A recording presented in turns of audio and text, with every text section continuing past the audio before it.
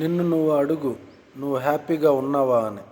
ఇప్పుడు ఉన్న జనరేషన్లో మీ భార్య నిన్ను సరిగ్గా అర్థం చేసుకోవడం లేదో, లేక తనకు నచ్చినట్లు తను ఉంటుందో చూస్తే మీకు అర్థమైపోతుంది. ఎందుకంటే తనకు నచ్చినట్లు తను ఉంటే మిమ్మల్ని పట్టించుకునేది ఎవరు?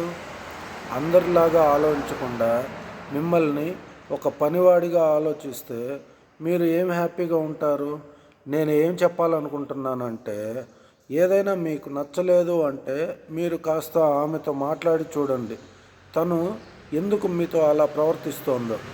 లేదు, తనని తాను మార్చుకునే విధంగా ఒకవేళ తను నేను మార్చుకోలేను, నేను ఇలాగే ఉంటాను అంటే బెటర్, తనను పక్కకు పంపించి ఇంకొకరిని చేసుకునేదే బెటర్ అని నేను అంటాను.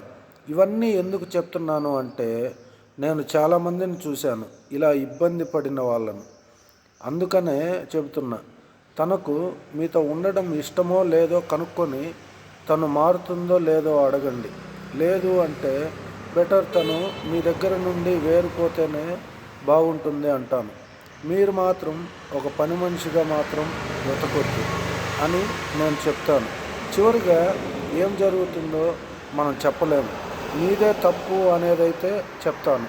జీవితం చాలా చిన్నది, హ్యాపీగా బ్రతకాలే కానీ బాధలు అయితే పడొద్దు అంటాను. Thank you friends.